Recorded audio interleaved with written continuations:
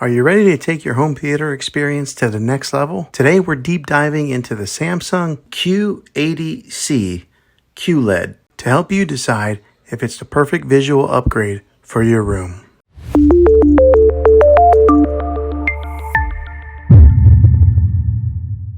Alright, so this TV here, I've got it hanging on my wall here. This is a pallet wall that I built. But this particular space here is like my office. And this TV here is a perfect size TV for this little space that I have. Now this is the 43-inch TV. As you can tell, it fits perfectly on this wall as far as sizing goes, on width, end to end. Then with the sound bar to complement the sound on it, because a lot of times these TVs, the sound isn't that great, so sometimes you got to buy sound bars. Now that's not every TV, and you don't have to get a sound bar. Sometimes they do sound good themselves, and what I've experienced with Samsung is one of the better TVs at having audio built within the TV versus some of these other brands where you almost have to buy a sound bar to supplement the sound. But this TV does well without a sound bar, but I had a sound bar already, so I just went ahead and added it to this little setup. Now this is the 4K ultra high definition. Now if you've never really owned a UHD TV before, ultra high definition, you're in for a treat, because the images on it look like they're there. I mean, they're not like blurry, okay? They're really defined. And so whenever you're watching people on the screen, it's like they're right there. So I love living in today's day and age where the clarity of televisions is so much better than what they were just 5 years ago. Here's a few more features that this thing has when you go into the settings of this TV. It's got the standard picture mode, or you can change that. It's got 4 other ones on there that you can choose from. Like it's got movie mode, it's got dynamic, it's got standard, and it's got natural. There's not a whole lot of difference to me, so I just kind of go with the standard. I think it just looks good. I do have an audio out optical, so it's hooked up with an audio cable, that one of those optical cables that goes from your sound bar to a TV. But you can change that in the settings here if you had something else that you wanted to power the speakers with, instead of just using the internal speakers that are built into this TV. So it gives you the ability to do that. Closed captioning if you want to watch TV with the words on there, which I actually do sometimes, because sometimes my kids get a little bit noisy and I want to be able to hear what they're saying, but if I can't hear it, I'll read it. So I do keep that on every once in a while. It's got a sleep timer on there. I do have it off, but that's actually a good feature to have in case you're one that maybe likes to fall asleep to the TV and let it turn off after a little bit of time. So that way it saves a little bit of energy, saves you a little bit of electric on your bill. And then you can connect it to your Wi-Fi network here. So, and the Wi-Fi antenna that's built into this thing is pretty good. So if you are a good distance from your router, it'll pick it up. It does a really good job. Now, unless you got these steel concrete walls or something like that. But this one is a good distance from my home router, and it picks it up just fine. I haven't had any lag or any issues with it. Okay, so right now I do have Disney Plus on the screen here. This has been the channel that my family's been watching for a while now, but it does have all the apps on there. So there's a home icon that you hit there, and then the Samsung menu pops up in the bottom and shows you all the different apps that you can get. Now, some of these you have to download. Some of them come pre-installed on the TV already. So you would have to set up a Samsung account in order to get these. Everything's free as far as downloading a Samsung account. Now, getting these apps, some of them you do have to pay for, obviously, like Netflix is on here. I got Disney Plus Prime Video, so if you're an Amazon Prime member, you get the Prime Video for free. We got Hulu, Apple TV, which is a great addition, because sometimes Apple doesn't play well with other companies, but they are on the Samsung TV, so I'm really thankful for that. I do have the Spectrum app, and now if you are a Spectrum customer, it's your cable or your local TV.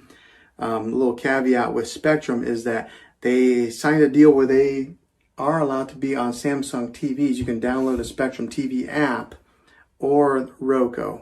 Those are the only two that Spectrum works with at this point in time making this video. And then another app I have on there is the Fandango. And then there's a TV Plus app right there. That's one that's installed in the Samsung TV. They have their own little TV channel there that has other options on there to watch some free TV. So and maybe if you don't have the money, you don't want to buy some of these apps, you can still watch TV with that. You just have to have an internet connection. It's got YouTube on there, YouTube TV. So in case you're into that and like watching these kind of videos on your TV, you can do that here also. But it's got the ability to download all your major apps for your streaming television.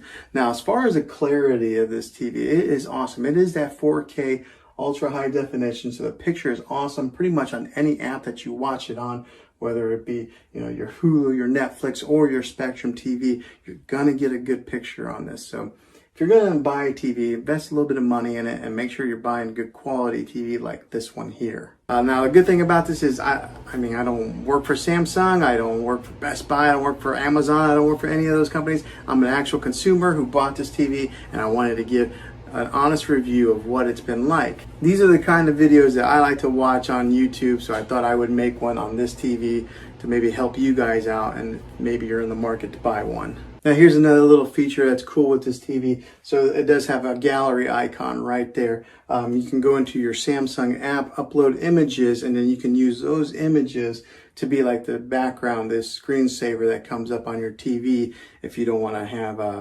the default that comes on there. Something that does happen after you haven't had any activity on the TV in a while, it'll go black, but then there will be a Samsung image that kind of bounces around until it falls asleep. So yeah, there's that. Now the great thing about this thing is it is a smart TV, so it has all its smart components built in it. You don't need to buy one of those sticks like a Fire Stick, a Roku stick, or anything like that to stick in the TV. It's already all built in there in Samsung's smart interface that's built into a lot of these smart TVs that they're releasing. And I think that's the way of the future anyways. I think the sticks are probably going to go away, and all TVs are probably going to end up going to become smart TVs. So if you're going to buy one, go ahead and just get a smart TV, so that way you're future proofing yourself and you're setting yourself up for the future pretty much. Okay, so now what are my thoughts on owning this thing for a month and putting it to use on an everyday basis? And I gotta tell you, this has been a great little TV. So it is a 43-inch. Sometimes it may not be the particular big TV that you would put in your main living room. I have it right here in my office space. Maybe you could use it in a bedroom or something, but or maybe if, depending on the size of your room, a 43-inch may be big enough to use as your daily driver and your main TV. But the great thing about this TV is that it is the UHD TV, so the clarity on it is excellent. Watching TV on Netflix, whether it be maybe your Spectrum TV, your regular TV, Netflix, Apple, Disney Plus, all those major apps, they stream out in ultra high definition channels. So the clarity that you get on a lot of these shows that you watch is really, really good. Now, one of the things that I did learn through this month of owning this is that Apple AirPlay is built directly in to this TV. So a lot of TVs, you have to go out and you have to buy a Apple box to attach on there. So it's another cost and another component that you have to install into your TV in order to mirror your iPhone, your iPad, or your iMac to the TV. Well, this Samsung has it built inside there, so I can mirror my iMac right to it. I can mirror my phone to it. So that's something that wasn't really available a few years ago. They would have it available for phones that you could mirror it, but they wouldn't do it for the competitor, Apple. Overall, after owning this thing for a month, I can't complain. If you buy this TV, I think you won't go wrong. But I think this would be a very good TV for you if you're looking to buy one. And I'm going to have a link in the description down below of where you can get this exact model here. Well, hopefully this video was helpful to you. If it was, click a thumbs up on this. Go ahead and subscribe to my channel. I make tech videos all the time, and I would love to have you back in the next one.